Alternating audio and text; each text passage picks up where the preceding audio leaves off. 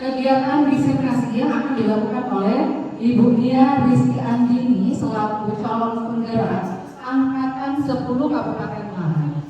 Baik, ada pun susunan acara yang pertama yaitu pembukaan. Marilah kita buka acara ini dengan bersama-sama melapaskan markas basmalah. Kemudian acara yang kedua adalah sambutan dari Kepala Sekolah SMA Negeri 1 Burhentalang kepada Bapak Sukardi, kami persilakan. Bismillahirrahmanirrahim. Assalamualaikum warahmatullahi wabarakatuh.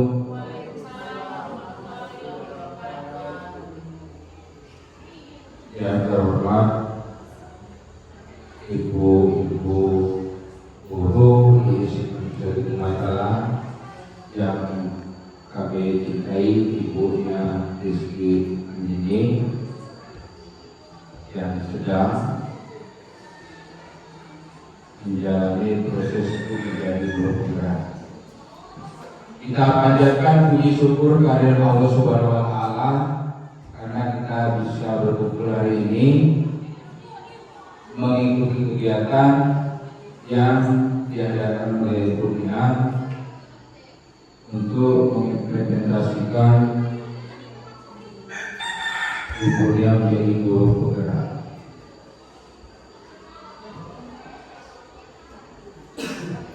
Sebagaimana kita ketahui bahwa kurikulum mereka itu tahun 2022 dicanangkan oleh Menteri Pendidikan Kebudayaan Teknologi dan disingkat Kemendikbudristek, di mana kurikulum ini untuk memberikan kebebasan, kesejahteraan bagi guru, siswa, dan pihak sekolah. Nah, kegiatan kita ini adalah penyebaran pemahaman dan penerapan pengalaman budaya positif. Sangat penting bagi kita guru terutama untuk mengembangkan budaya positif tersebut, di mana ada beberapa komponen yang harus kita perhatikan dalam penerapan pengalaman budaya positif ini.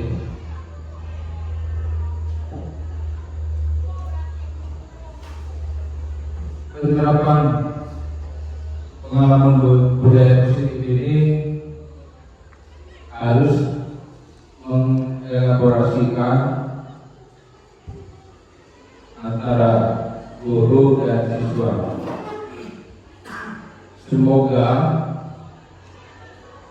dalam kegiatan yang diadakan oleh Ibu Nia ini berjalan dengan lancar, dan bagi Bapak Ibu guru yang menerima materi dari Ibu Nia dapat menerapkan, termasuk saya, dapat menerapkan di kelas lingkungan sekolah apa yang diberikan oleh Ibunya. Mudah-mudahan menambah pengetahuan pengalaman bagi kita guru-guru di SMA Negeri 1 Burhentalang. Itu saja yang dapat saya sampaikan. Semoga acara ini berjalan dengan lancar. Terima kasih. Wassalamualaikum warahmatullahi wabarakatuh. Baik, terima kasih kepada Bapak Sukardi MPD yang telah memberikan kata sambutannya. Selanjutnya doa yang akan dikualifikasi oleh Bapak Deki Pusantara. Kepada Bapak Deki kami persilakan. Assalamualaikum warahmatullahi wabarakatuh. Sebelum kita berdoa, marilah kita bersama-sama membaca salawat.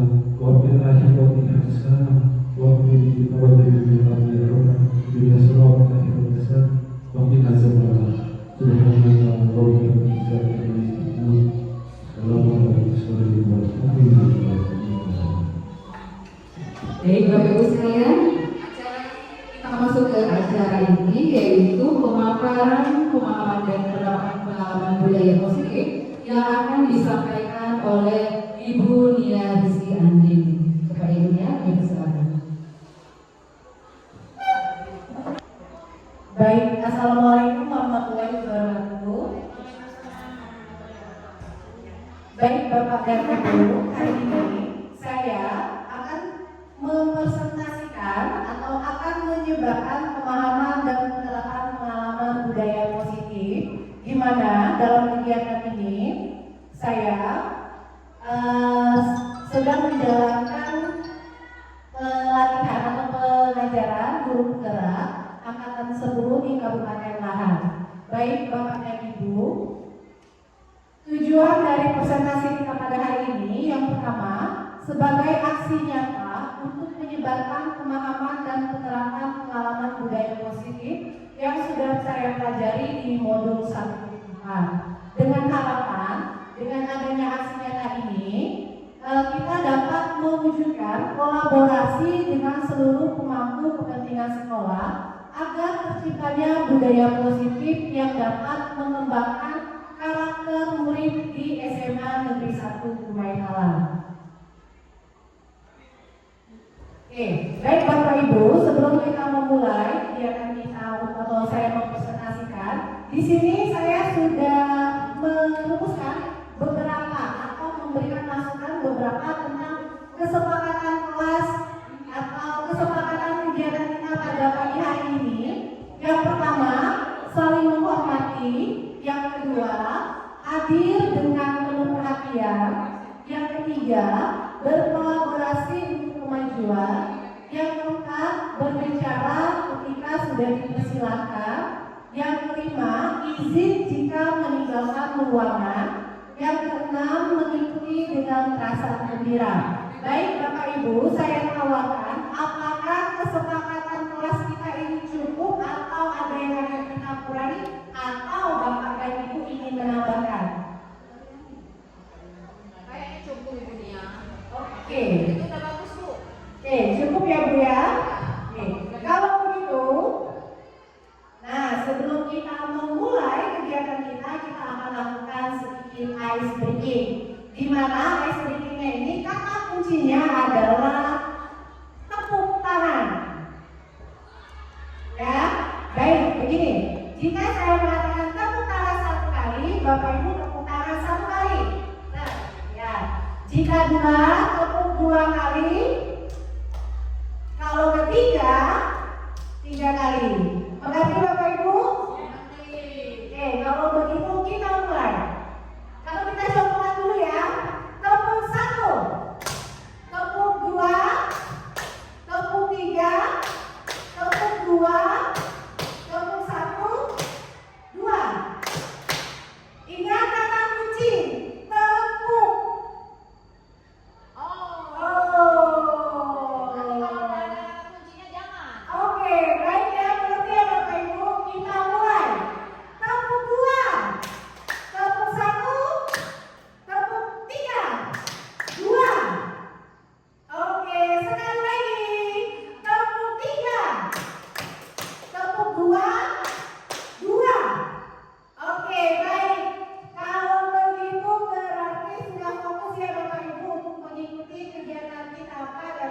ini. Baik. Nah, hari ini ada beberapa topik yang akan saya sampaikan. Topik pembahasannya yang pertama, 1. Disiplin positif dan nilai-nilai kebajikan universal. Yang kedua, teori motivasi, hukuman dan penghargaan restitusi.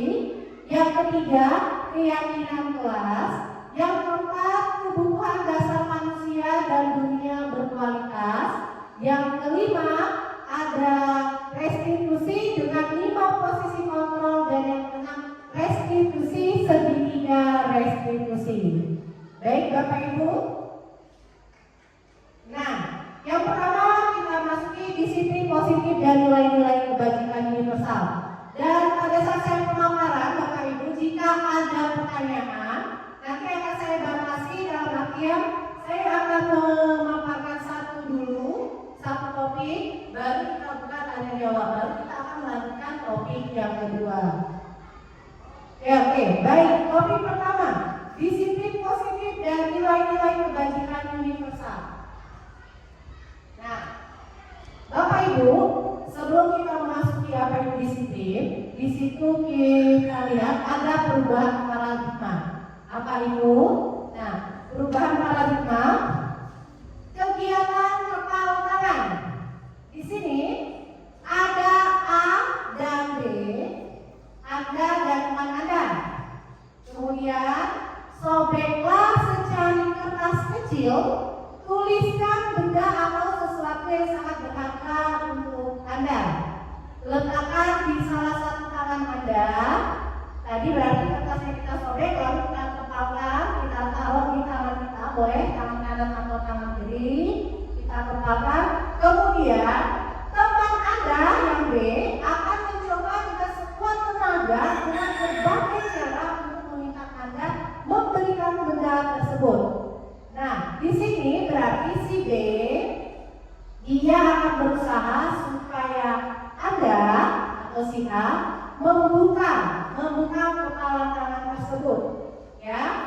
Kemudian A bisa boleh membujuk, boleh juga mengancam, boleh juga menghardik, boleh merayu, boleh menyuap, apa saja. Yang jelas Bapak dan Ibu mau membuka kepala tangan, itu untuk tugas yang B. Tapi untuk tugas yang A, dia berusaha terus mengepal apa yang ada di tangannya. Kalau kepalanya terbuka, berarti apa yang ada di tangan itu akan hilang. Bisa Bapak Ibu? Bisa. Oke, sekarang saya akan mempraktekannya dengan Ibu Desi.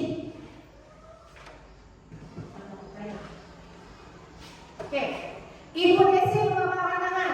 Nah, di kepala tangan Ibu Desi ini ada satu saja Bu. Nah, ini yang berharga. Kalau sampai saya bisa membukanya, yang berharga, keinginan Bu Desi yang berharga di sini akan hilang, atau cita-cita Bu Desi akan hilang. Oke, saya mencoba yang pertama. Apa isinya Bu? Isinya alat tulis. Boleh saya memintanya? Boleh. Hah? Tidak boleh. Kalau begitu nanti saya beri sesuatu Bu Desi dan Bu Desi buka tangan Ibu. Mau Bu? Tidak boleh. Saya beri hadiah. Tidak boleh. Ibu Desi cantik deh. Boleh dibuka ya Bu? Tidak boleh. Boleh ya Bu? Tidak. Sedikit saja Ibu. Begitu. Tidak boleh. Tidak boleh. Oke, baik. Terima kasih Bu Desi. Nah, Bapak dan Ibu, tadi Ibu Desi sudah membuat kepala tangan. Di mana kalau kepala tangan Ibu Desi tadi terbuka, maka sesuatu yang berharga tadi akan menghilang. Nah, tadi saya sudah berusaha agar membujuk Ibu Desi agar membuka kepala tangan tersebut. Ternyata Ibu Desi tidak mau. Apa penyebabnya? Nah, disitulah ada yang namanya motivasi. Saya ingin membuka, saya memberi motivasi agar Bu Desi membuka kepala tangannya. Sedangkan Bu Desi tidak tidak mau karena Ibu Desi juga mempunyai motivasi untuk tidak membuka kepala tangan. Nah, ini Bapak Ibu. Itu berhubungan dengan perubahan paradigma teori kontrol atau teori pilihan. Yang pertama, kalau kita kaitkan atau kita ilustrasikan sebagai guru, saya tadi guru dan Bu Desi murid, kira-kira saya tadi bisa tidak sebagai guru mengontrol Ibu Desi sebagai murid untuk membuka tangannya? Tidak kan? Tidak. Yang kedua, bahwa kritik dan membuat orang merasa bersalah dapat menguatkan karakter.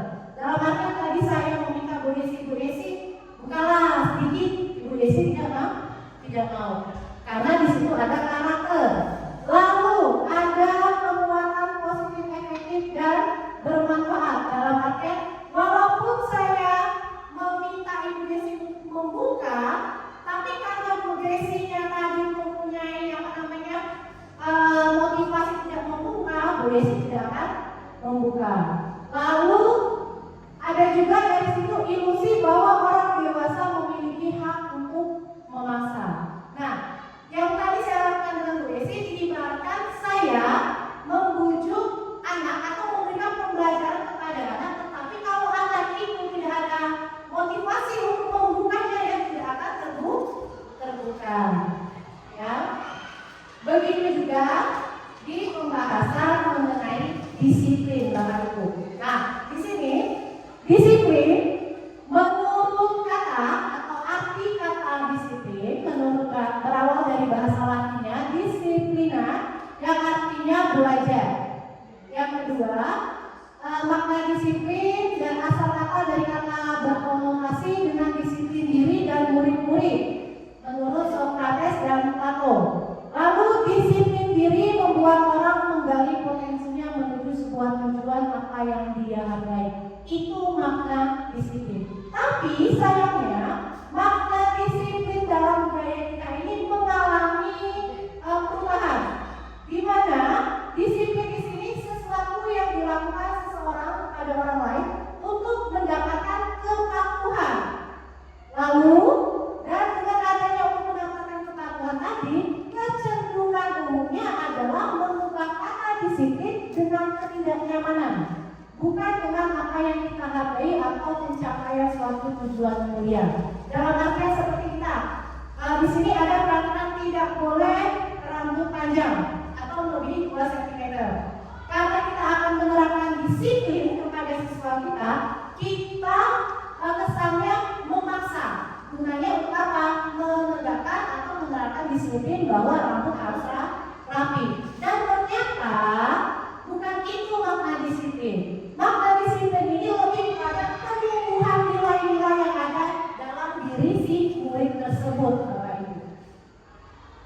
Selanjutnya, nah, nilai-nilai yang bagaimana yang akan kita terapkan dalam mewujudkan kegiatan disiplin ini, yaitu nilai-nilai kebajikan universal, di mana nilai-nilai kebajikan universal adalah sifat-sifat positif manusia yang memerlukan tujuan mulia yang ingin dicapai setiap individu.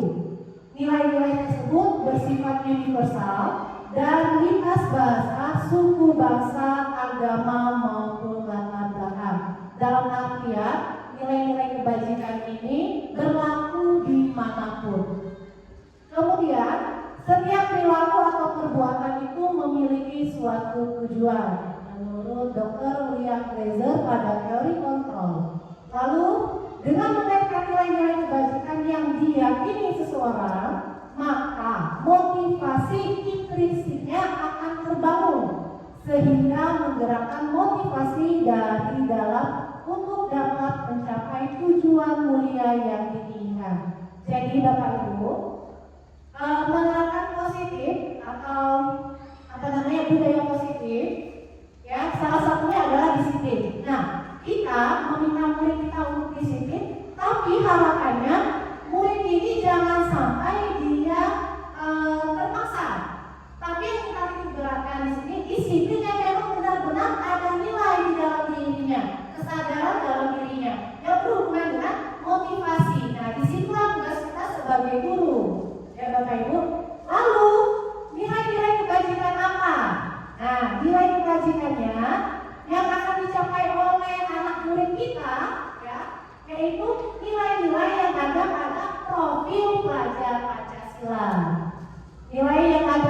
Pancasila. Yang pertama, beriman, bertakwa kepada Tuhan Yang Maha Esa dan berakhlak mulia. Nilai kedua yang akan kita kembangkan dalam program belajar Pancasila adalah mandiri. Yang ketiga, bernalar kritis. Yang keempat, berbineka global. Yang kelima, bergotong royong. Dan yang terakhir adalah kreatif. Jadi dengan akannya kita menanamkan, memberikan motivasi intrinsik kepada siswa kita tentang nilai-nilai, dengan harapan kita dapat mewujudkan suatu disiplin. Baik Bapak Ibu, sampai sini apakah ada pertanyaan?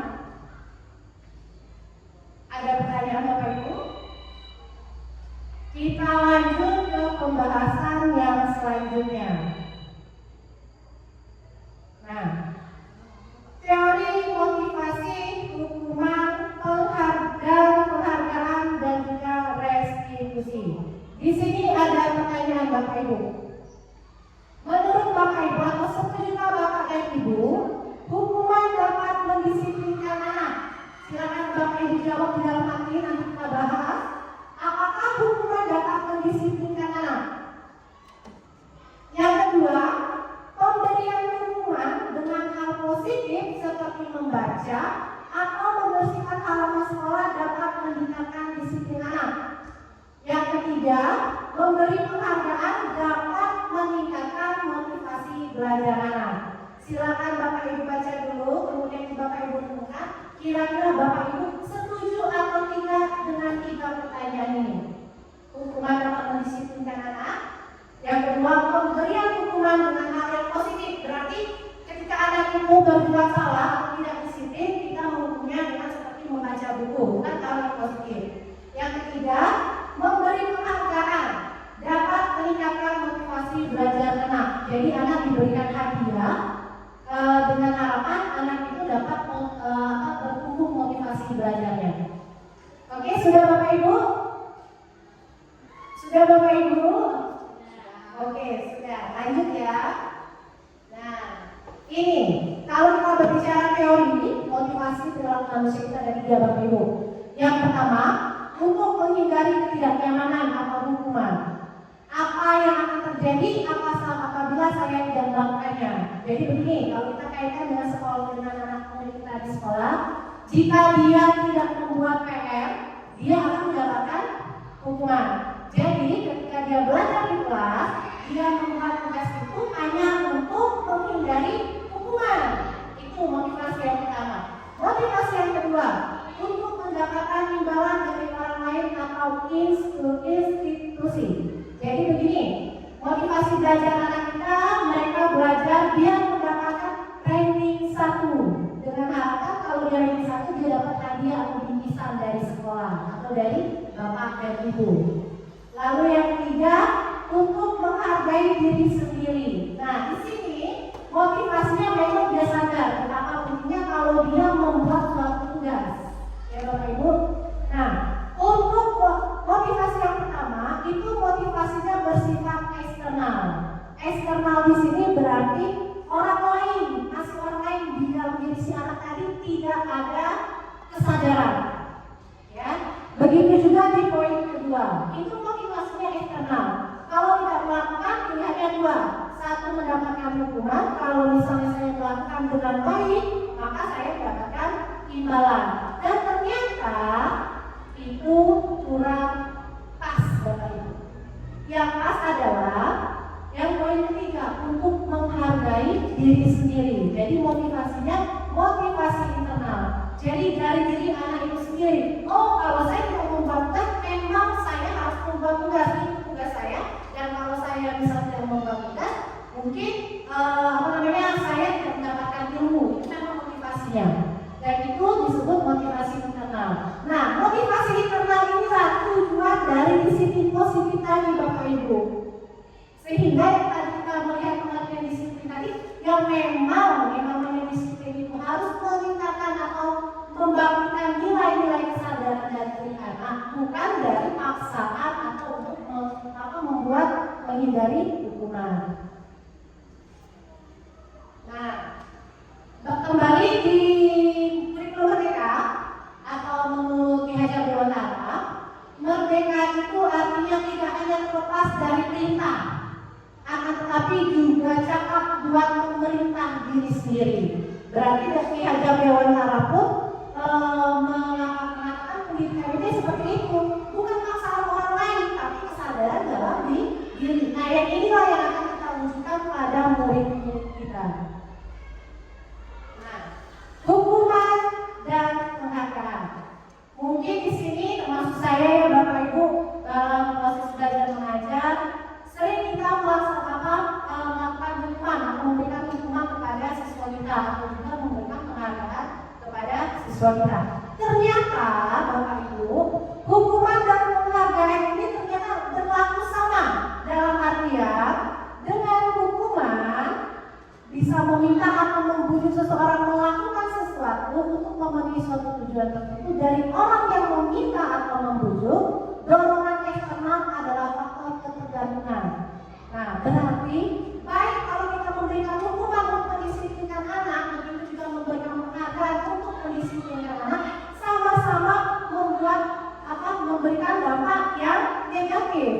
Dampaknya seperti pengaruh jangka pendek dan jangka panjang. Nah, di mana pengaruh jangka pendek dan panjang? Jika misal saya mengajar bahasa Indonesia, saya selalu memberikan hukuman kepada siswa saya. Nah, di pelajaran Ibu Desi, pelajaran PJOK, Ibu Desi karena bukan bukunya yang mengajar dan mereka tidak takut, bisa saja motivasi belajar di pelajaran Ibu Desi tadi menurun.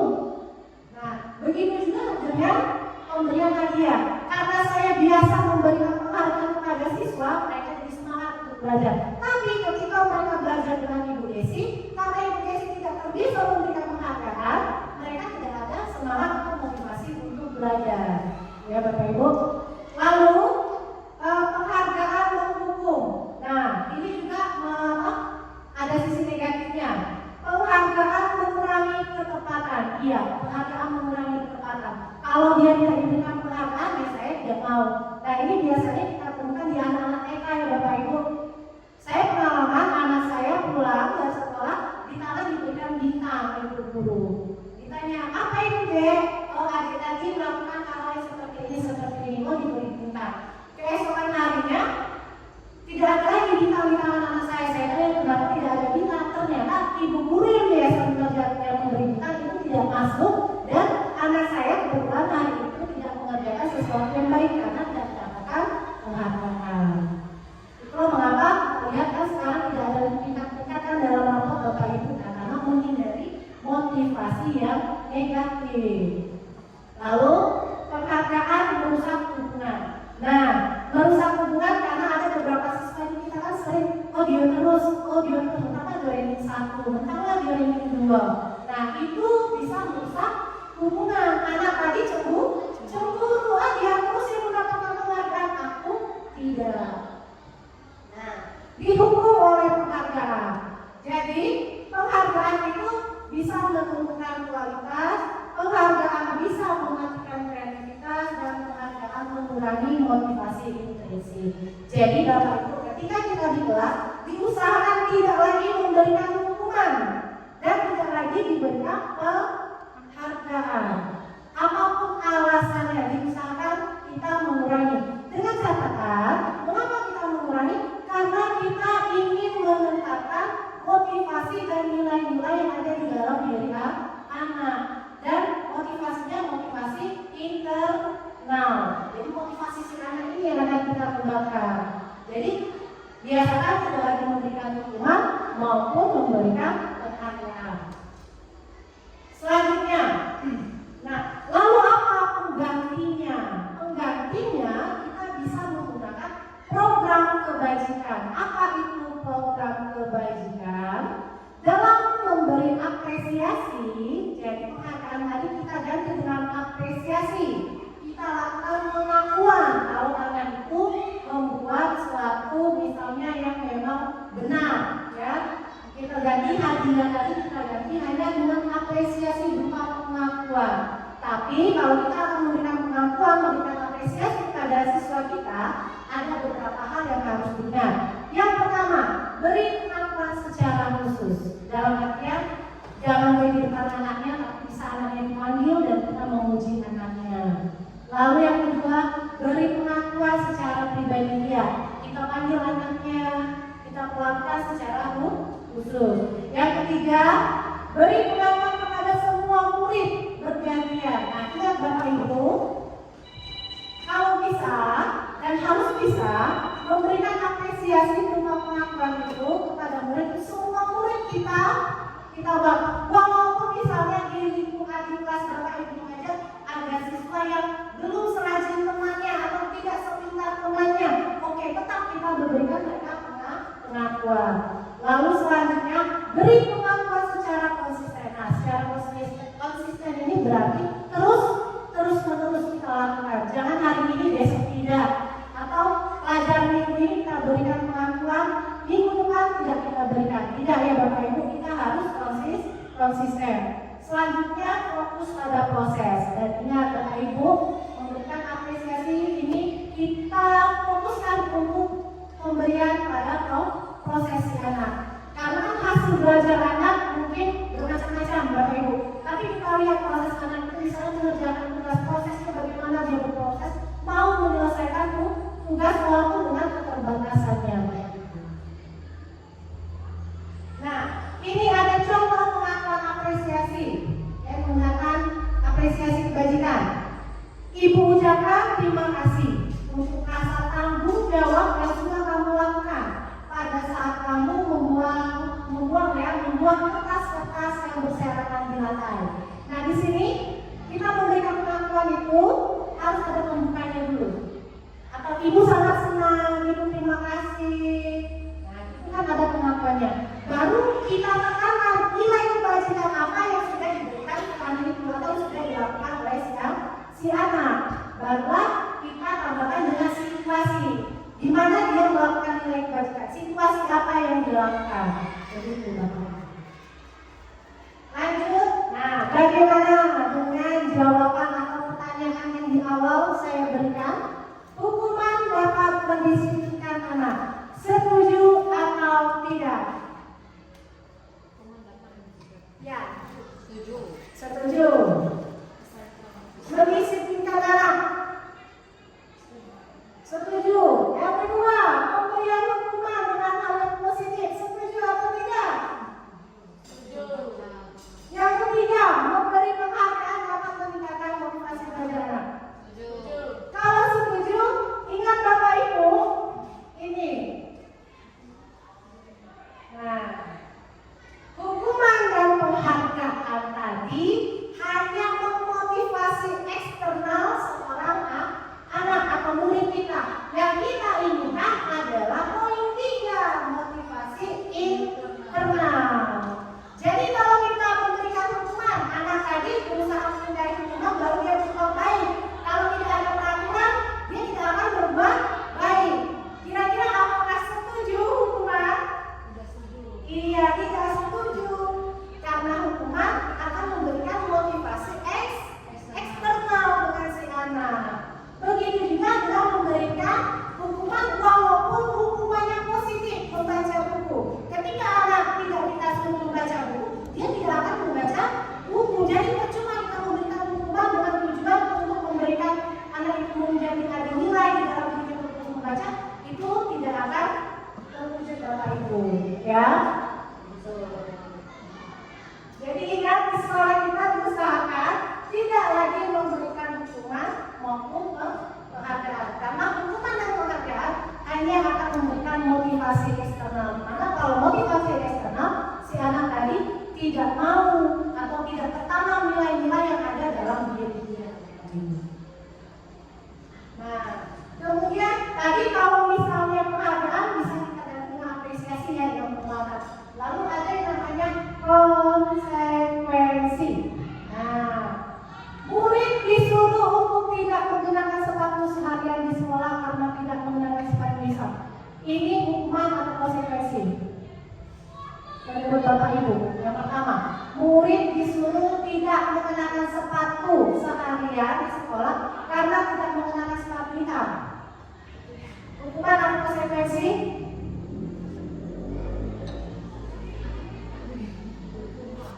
Iya, hukuman. Yang kedua, menggantikan kertas tugas temannya yang telah dicoret. Dia mencoret kertas kawannya, kemudian kita tindak ganti. Itu konsekuensi atau hukuman? Konsekuensi. Lari mengelilingi lapangan basket 2 kali karena terlambat 10 menit untuk pelajaran BCOK. Bagaimana Bu Desi? Ini konsekuensi atau hukuman? Ayo, ini hukuman atau konsekuensi? Pelajaran PJOK. Dia terlambat 10 menit, kita suruh keliling lapangan. Konsekuensi. Ini konsekuensi karena dia sudah meninggalkan pelajaran 10 menit, mau tidak mau dia harus keliling lapangan. Dan ini dikaitkan dengan pelajaran PJOK karena PJOK memang fisik. Jadi ada hukuman, ada konsekuensi. Nah, kita menghindari hukuman Bapak Ibu. Ya, kita menghindari hukuman. Selanjutnya, ini perbedaan hukuman dan konsekuensi. Hukuman, sesuatu yang menyakitkan harus terjadi. Kalau kita menghukum pasti menyakitkan. Kalau konsekuensi, sesuatu yang harus terjadi seperti lari 10 menit lambat karena pelajaran PJOK. Mau tidak mau dia harus menggantikan kegiatan 10 menit tadi dengan berlari atau mencoret tadi. Tadi kan kemana bukunya tidak dicoret, kita minta ganti dengan buku yang tidak dicoret. Lalu hukuman membuat anak sakit fisik maupun hati untuk jangka waktu yang lama. Selanjutnya membuat anak merasa tidak nyaman dalam jangka waktu pendek. Kalau konsekuensi, kalau misalnya dia sudah mengganti kertas tadi, dia tidak akan mengambilkan karena dia tahu itu konsekuensinya. Lalu hukuman itu sifatnya paksaan. Kalau konsekuensi itu sifatnya stimulus dan ada tanggapan. Selanjutnya mendorong anak menyakiti diri sendiri. Karena hukuman tadi, karena tetap terpaksa melakukan, otomatis dia menyakiti diri dia sendiri. Seperti tadi, misalnya membaca buku hukumannya, karena dia tidak mau membaca, kan otomatis dia tersakiti. Walaupun hukumannya sifatnya positif. Lalu kalau dia konsekuensi mendorong anak agar mudah menyesuaikan diri. Jadi anaknya tidak tersakiti tapi wajib menyesuaikan diri. Lalu konsep diri yang buruk, ya, hukuman merupakan konsep diri yang buruk. Kalau konsekuensi konsep diri yang baik. Kemudian anak belajar untuk menyembunyikan kesalahan. Kalau konsekuensi anak belajar untuk mematuhi peraturan. Kan kalau hukuman dia karena takut dihukum, otomatis si anak tidak mau atau tidak peduli, ya. Kalau konsekuensi dia tahu harus belajar mematuhi peraturan. Nah, dari hukuman bisa saja ada rasa marah, rasa bersalah, dipermalukan, merasa tidak dihargai. Karena kalau kita lihat ada juga ya guru itu menghukum, misalnya anak tidak membuat PR, dia marah di dalam kelas. Bisa saja anaknya jadi mau sehingga motivasi belajarnya bisa menurun. Nah, kalau konsekuensi kehilangan hak, dibuat tidak nyaman, memang bebaskan, tapi sifatnya sementara waktu. Selanjutnya, nah, apa itu restitusi? Restitusi adalah proses menciptakan kondisi bagi murid untuk memperbaiki kesalahan mereka. Ya, kondisi bagi murid untuk memperbaiki kesalahan mereka, sehingga mereka bisa kembali pada kelompok mereka dengan karakter yang lebih kuat. Restitusi juga merupakan proses kolaboratif yang mengajarkan murid untuk mencari solusi untuk masalah mereka dan membantu murid berpikir tentang orang seperti apa yang mereka ingin atau pengen menjauhnya dan bagaimana mereka harus memperlakukan orang lain. Dalam artian restitusi di sini bukan berupa hukuman, tapi ini merupakan kondisi atau menciptakan kondisi di mana kondisi tersebut anak itu atau murid tadi memperbaiki kesalahan mereka. Ada kata kuncinya memperbaiki. Nah, di sini ada hukuman, konsekuensi dan restitusi. Nah, ternyata identitas ini identitas gagal, hukuman ini sifatnya negatif. Tapi untuk disiplin dengan menerapkan konsekuensi dan restitusi, konsekuensi ini sifatnya netral, hanya memperbaiki, tapi anak-anak tidak mau belajar. Nah ini ada perbedaannya. Kalau kita menerapkan restitusi, mengganti hukuman tadi, itu anak itu bisa nilainya positif. Dalam artian, kalau restitusi kita memberikan pilihan kepada anaknya, ya Bapak Ibu. Terus di dalam restitusi ada penguatan. Kalau di dalam konsekuensi kita hanya memberikan, oh nah ini salah, oh kamu perbaiki. Tapi kalau di restitusi, anak ini salah, diperbaiki, lalu apakah kamu akan mengulanginya? Nah itu yang namanya restitusi. Dan di dalam restitusi, murid belajar bertanggung jawab untuk perilakunya. Dan selanjutnya, restitusi ini fokus pada pemecahan masalah dalam jangka waktu aja. Karena di dalam restitusi kita akan meminta tidak untuk mengulanginya. Dan dengan restitusi, murid menghormati dirinya dan orang lain. Kalau konsekuensi, murid hanya menghormati peraturan. Selanjutnya 9 ciri restitusi. Restitusi yang pertama bukan untuk menebus kesalahan, namun untuk belajar dari kesalahan. Yang kedua, memperbaiki hubungan. Yang ketiga, tawaran bukan paksaan. Yang keempat, restitusi menuntut untuk melihat ke dalam diri. Yang kelima, restitusi mencari kebutuhan dasar yang mendasari tindakan. Yang keenam, restitusi diri adalah cara yang paling baik. Yang ketujuh, restitusi fokus pada karakter bukan tindakan. Yang kedelapan, restitusi fokus pada solusi. Yang kesembilan, restitusi mengembalikan murid yang berbuat salah pada kelompoknya. Jadi kalau hukuman tadi ada sesuatu yang terungkap dan sifatnya paksaan. Kalau konsekuensi sifatnya yang netral, sudah diperbaiki ya selesai. Nah, kalau restitusi mereka disuruh apa sih kesalahan Nina, kau perbaiki. Lalu yang kau buat salah tadi yang diberikan tadi kau harus meminta maaf. Kemudian kedepannya mau tidak mengulangi. Nah begitu isi dari restitusi.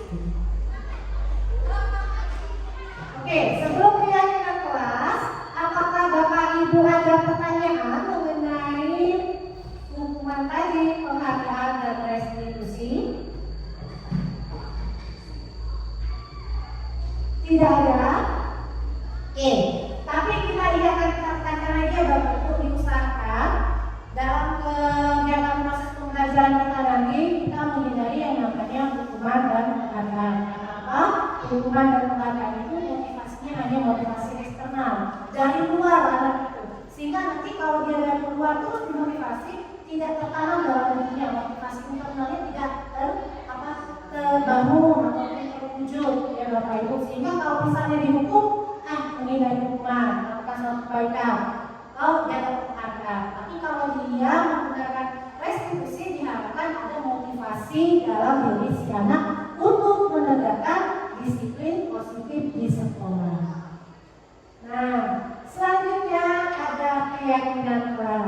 Bapak Ibu apakah sudah pernah melakukan keyakinan kelas di dalam kelasnya pada saat proses belajar? Keyakinan kelas.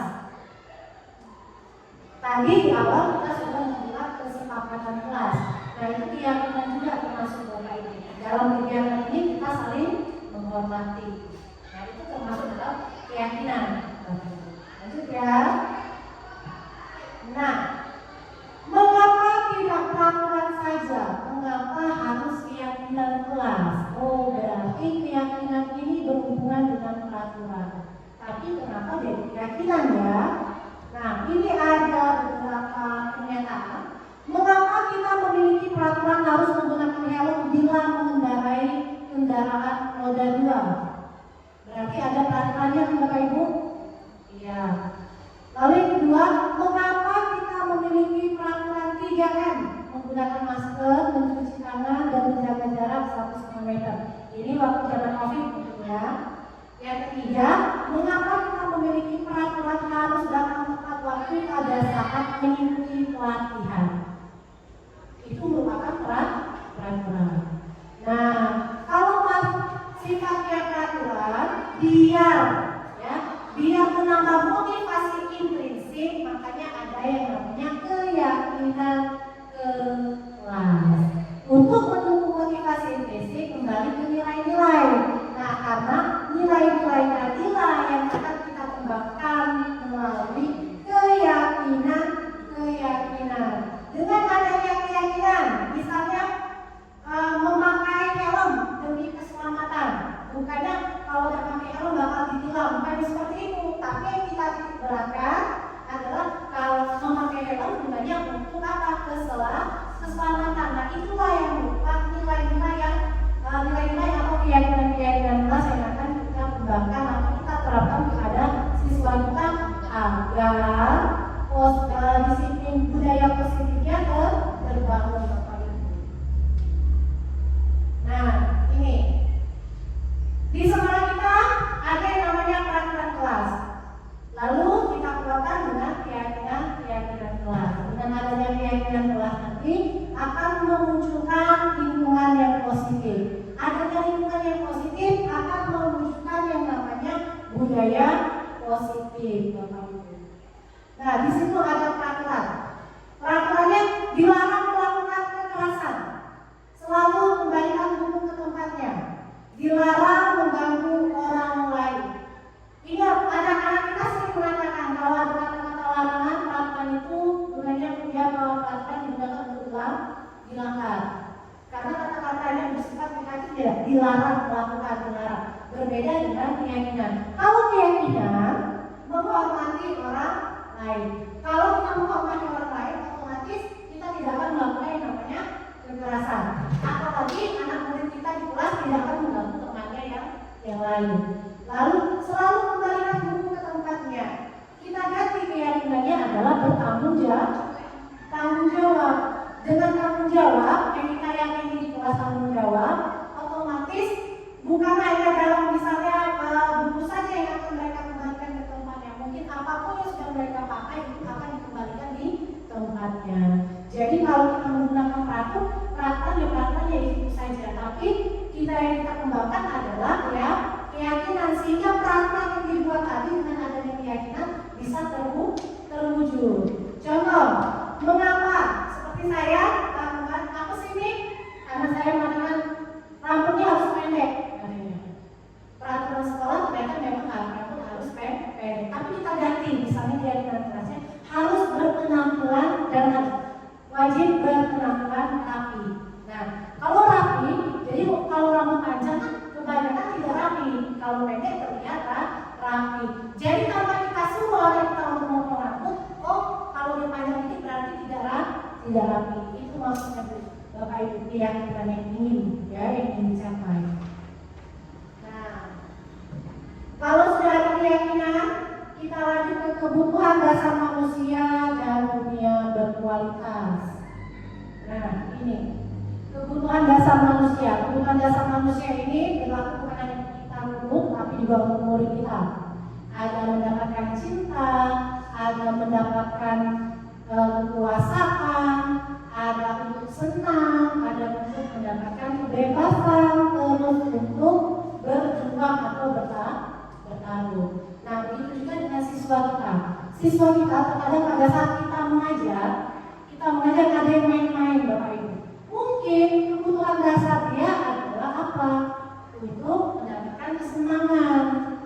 Karena kebutuhan kita ingin memberikan pelajaran kepada murid kita, dan tapi murid kita kebutuhan dasarnya ingin misalnya bersenang-senang, itulah yang bikin kita jadi bentrok. Nah, itu ya Bapak Ibu. Jadi semua anak murid dan kita itu ada kebutuhan dasar. Dan jika kebutuhan dasar kita tidak terpenuhi, maka keluar yang namanya apa Bapak Ibu? Ya, mereka akan melanggar peraturan atau dianggap sudah keluar dari jalur. Nah, diusahakan kita sebagai guru kita harus tahu kebutuhan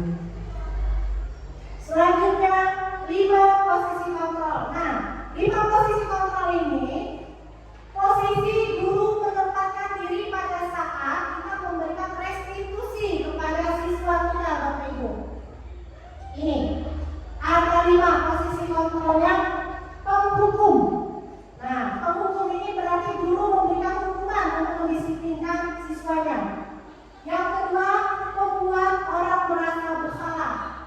Dalam artian pada saat kita mau ingin mendisiplinkan murid kita minta murid kita itu seolah-olah mereka berbuat salah. Lalu selalu menjadi teman. Di sini kita mendisiplinkan murid kita adalah kita menjadikan teman. Kita menjadi teman dia. Lalu sebagai pemantau. Pemantau ini hanya memantau atau melihat saja.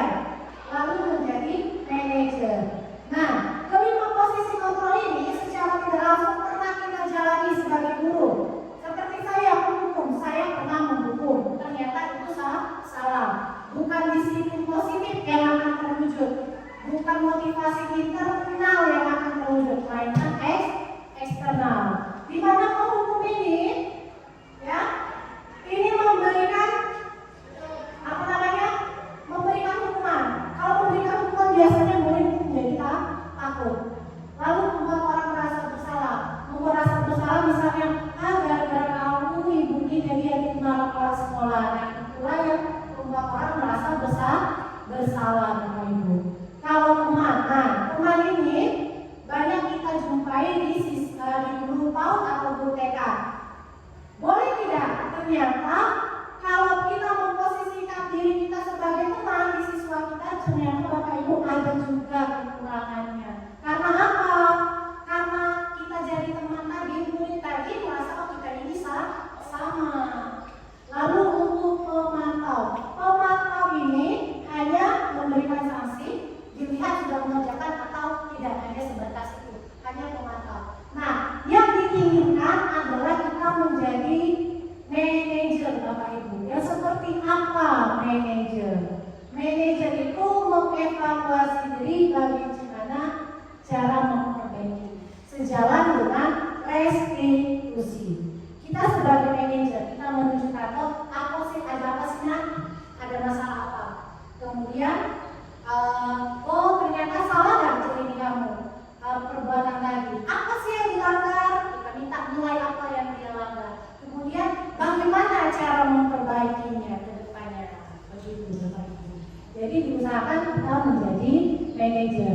Nah, Bapak Ibu, ini saya akan menunjukkan video contoh posisi kontrol yang dilakukan oleh guru, baik sebagai penghukum, sebagai membuat rasa bersalah, sebagai teman, sebagai pemantau, dan sebagai manajer. Kita saksikan bersama ya Bapak Ibu. Oke, baik Bapak Ibu. Nah, tadi sudah kita lihat video contoh posisi 5 posisi kontrol guru. Menurut Bapak Ibu dari kelima tadi, pernahkah Bapak Ibu melakukannya? Pernah. Nah, dari kelima tadi kira-kira pemahaman Bapak Ibu lebih baik kita memposisikan diri kita sebagai apa? Manajer. Iya, Bapak Ibu. Kita diharapkan memposisikan diri kita sebagai manajer. Karena manajer itu dia akan melakukan segitiga restitusi. Apa itu segitiga restitusi? Nah, ini Bapak Ibu. Segitiga restitusi adalah suatu proses dialog yang dijalankan oleh guru atau orang tua agar menghasilkan murid yang mandiri dan bertanggung jawab. Berarti restitusi ini kita melakukan sebuah dialog. Baik kita memberikan misalnya anak kita tidak disiplin, mendisiplinkan anak dengan cara kita berdialog kepada anak. Kalau kita kan biasanya mendisiplinkan anak, kau salah, selesai. Nah, dengan kalau hanya kau salah, ini hukumannya, murid tadi kan tidak diajak atau tidak terlibat, sehingga tidak ada motivasi internal. Tapi ketika kita menerapkan restitusi, segitiga restitusi, murid tadi diajak, ya, diajak berdialog, sehingga nantinya kita dapat menghasilkan murid yang mandiri dan bertanggung jawab. Nah, ini Bapak dan Ibu, segitiga restitusi. Ada 3 tahapan segitiga restitusi ini. Yang pertama, menstabilkan identitas. Nah, menstabilkan identitas. Yang kedua, validasi kebutuhan. Yang ketiga, menanyakan keyakinan. Nah, yang bagaimana ini penjelasannya Bapak Ibu? Menstabilkan identitas.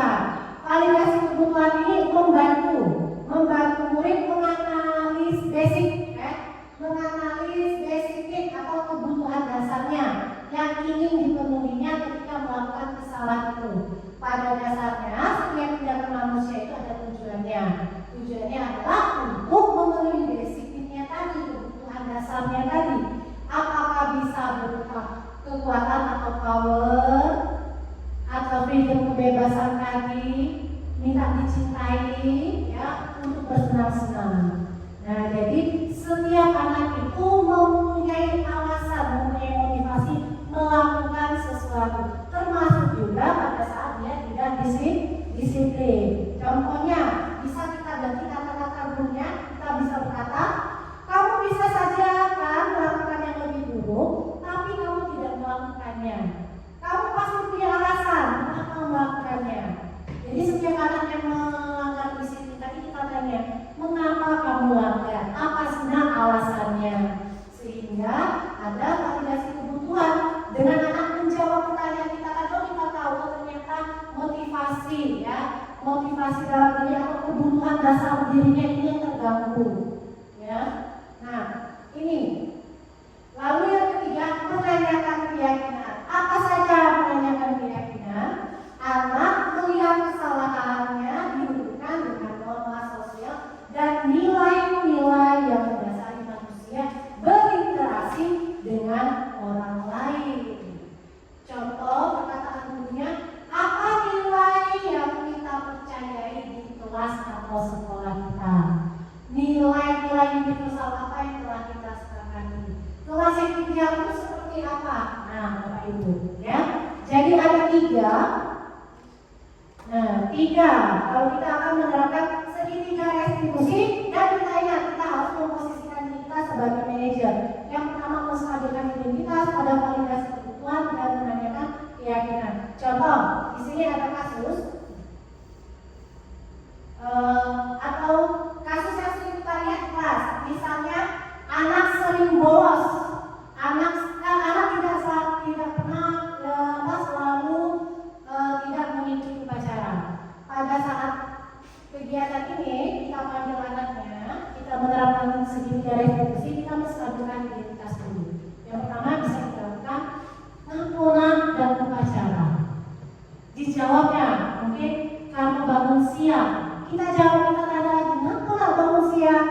Karena semalam tidurnya kemalaman Bu. Kenapa tidurnya kemalaman? Karena main HP. Lalu kita stabilkan identitas. Iyo sama ibu juga Nadia, kalau misalnya begadang pasti bangunnya siang. Nah, karena diajak berdiskusi seperti itu, anak tadi kan menjadi terbuka dia. Lalu validasi kebutuhannya. Validasi kebutuhan itu bisa kita baca. Lantas aku main HP terus nak. Nah, aku main HP nak, kan besoknya sekolah. Kita tahu ternyata kebutuhan dia adalah kebutuhan untuk mendapatkan kesenangan.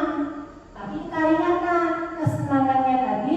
Terus kalau misalnya kesiangan itu, kita tanyakan nilainya. Benarkah menurut keyakinan kelas kalau kesiangan dan upacara dibenarkan tidak? Pasti dia akan menjawab tidak. Jadi kita menggali dulu, menggali atau menanamkan nilai-nilai dulu kepada anak. Itu inti dari restitusi. Nah, baik Bapak dan Ibu, ini ada contoh penerapan restitusi di sekolah yang sudah pernah saya lakukan. Mari sama-sama kita tonton dulu ya Bapak Ibu videonya. Oke, baik Bapak Ibu, tadi sudah kita paham atau sudah kita lihat bersama bagaimana penerapan segitiga restitusi yang dilakukan yang sudah saya lakukan dengan satu orang anak. Nah, sampai sini Bapak Ibu dari pemaparan saya, ada 5 topik yang sudah kita bahas. Adakah pertanyaan dari Bapak dan Ibu mengenai bebas, mengenai disiplin, mengenai segitiga restitusi, posisi kontrol terserah? Ada pertanyaan Bapak Ibu? Oke, baik Ibu Reka. Assalamualaikum warahmatullahi wabarakatuh. Waalaikumsalam warahmatullahi wabarakatuh. Nama saya Reka Yani. Baiklah, saya akan bertanya, apakah di sekolah kita bisa diterapkan budaya restitusi? Padahal di sekolah kita ini latar belakang budaya dan sosialnya itu agak sulit. Itu saja. Assalamualaikum warahmatullahi wabarakatuh. Waalaikumsalam.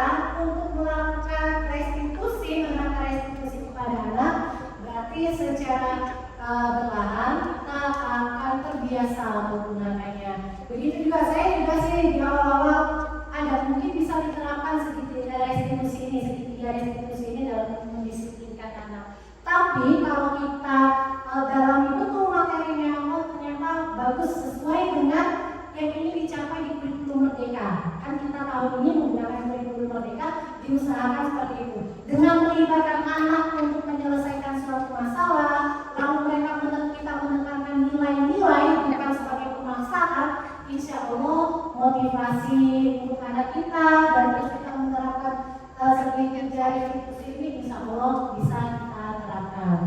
Kalau di awal mungkin iya, itu PR kita semua ya Bapak Ibu untuk menerapkan segitiga restitusi. Tapi saya yakin ke depannya segitiga restitusi ini bisa kita terapkan di kelas kita ataupun di sekolah kita di SMA Negeri 1 Lumajang.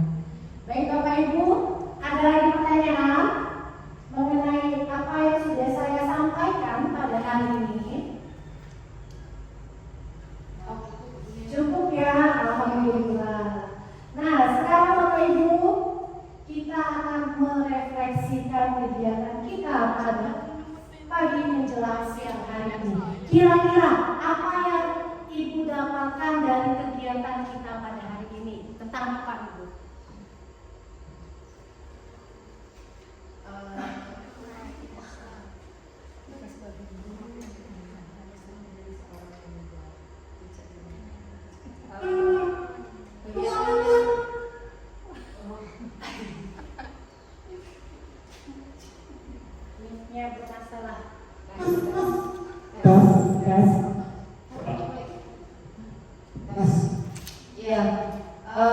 Dari kegiatan yang kita lakukan hari ini, alhamdulillah dapat pencerahan bagaimana kita sebagai seorang guru menghadapi siswa, terus kedepannya mudah-mudahan dengan apa yang kita dapat hari ini bisa kita terapkan dan semoga apa yang kita terapkan nanti akan menjadikan kegiatan belajar dan mengajar di sekolah kita menjadi lebih baik. Itu aja Ibu Nia. Baik, terima kasih Bu Dian ya. Tadi Bu Dian juga sudah mengatakan semoga apa yang saya sampaikan mengenai budaya positif di sekolah kita ini bisa kita terapkan. Baik Bapak Ibu, sekarang kita sudah memasuki penghujung acara. Saya ucapkan terima kasih kepada Bapak Ibu yang sudah meluangkan waktunya. Walaupun saya tahu Bapak Ibu sudah sibuk menganalisis nilai, mengolah nilai untuk anak-anak kita, tapi saya ucapkan terima kasih karena Bapak Ibu sudah bersedia hadir dan mendengarkan pemaparan saya. Baik Bapak Ibu, kita tutup kegiatan kita pada pagi hari menjelang siang ini. Wassalamualaikum warahmatullahi wabarakatuh.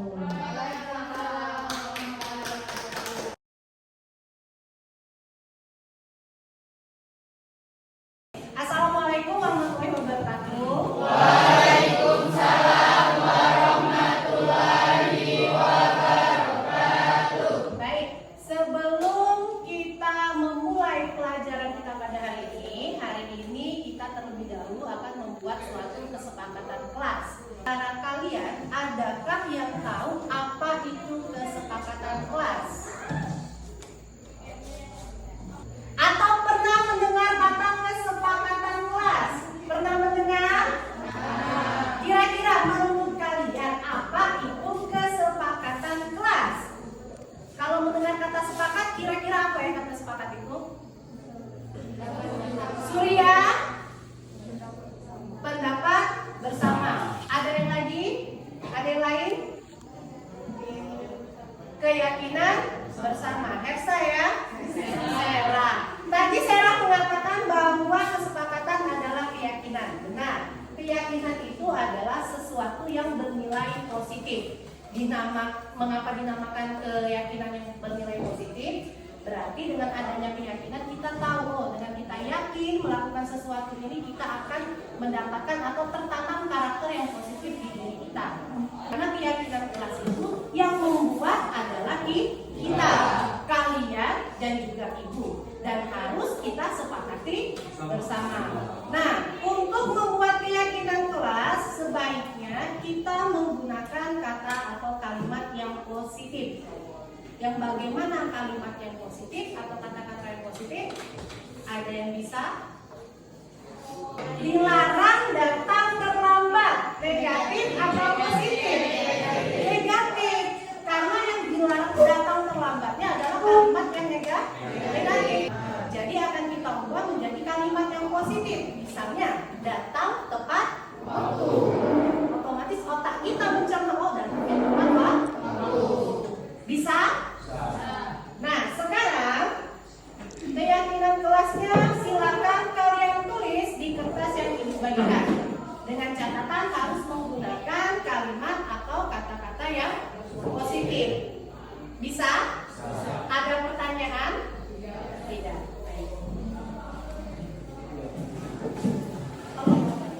Ditulis ya, ini kalau ini sebentar, orang satu.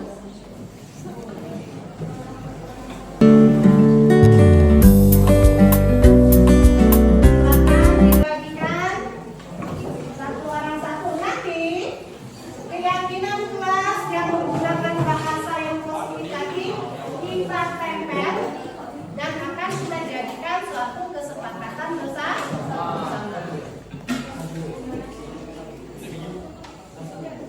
Ya, cukup satu, boleh. Kalau lebih juga tidak apa-apa.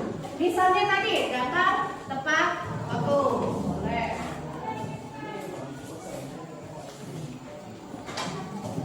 Oke, sudah.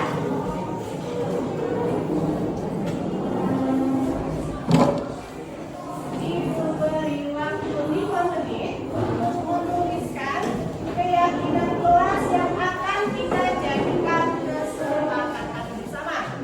Ya.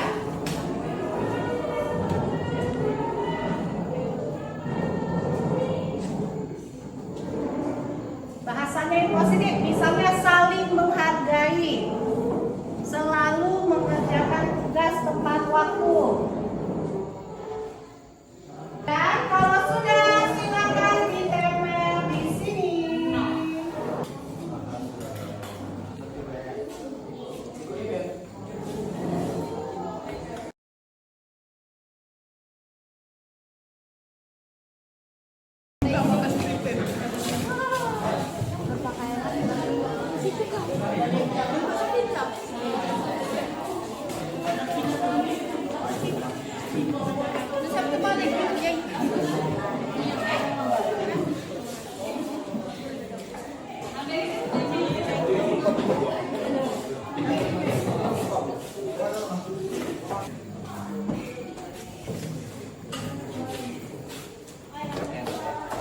Oke. Kalau sudah, ibu minta perwakilan satu atau dua orang untuk membacakan keyakinan kelas apa saja yang sudah dia buat. Siapa ya? Ada yang bersedia maju? Emil. Emil dulu, gantian. Ya, yang Emil, silakan.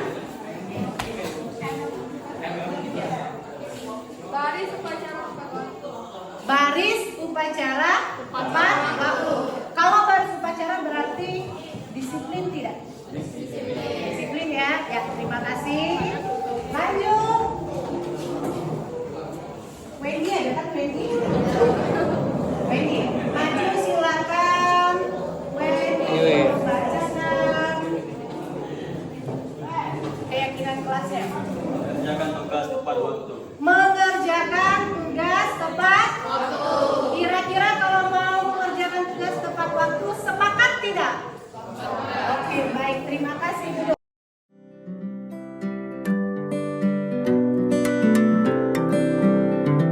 Oke, nah setelah kita lihat, ya Nadia, inilah kesepakatan kelas kalian.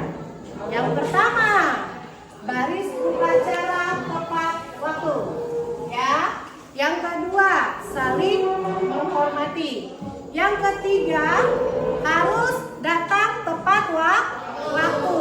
Harus mengikuti pelajaran dengan baik, harus mengerjakan mengerjakan tugas tepat waktu, berpakaian seragam. Jadi ada 1, 2, 3, 4, 5, 6, 7, 8, 9, 10, 11, 12, 13, 14, 15, 16, 17, 18 kesepakatan kelas. Ya. Dan ingat, 18 keyakinan kelas ini akan kita jadikan kesepakatan bersama. Keyakinan kelas, kesepakatan kelas ini kalian yang membuat, berarti kalian harus bertanggung jawab. Kita sepakat? Kalau sepakat, silakan kalian tanda tangani petisi. Nah, di sini ya.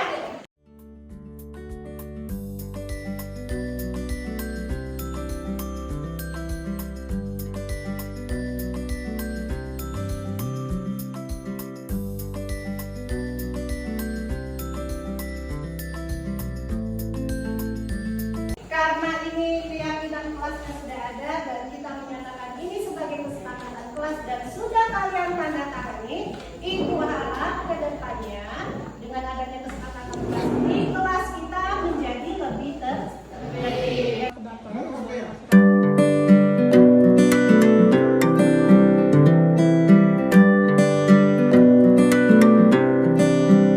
Assalamualaikum warahmatullahi wabarakatuh. Perkenalkan, nama saya Tiara Agustina dari kelas 11 MIPA 1. Dengan adanya kesepakatan kelas, kami merasa tidak terbebani dan semoga dengan adanya kesepakatan kelas kami bisa lebih tertib lagi dan tertanam nilai positif di diri kami. Wassalamualaikum warahmatullahi wabarakatuh.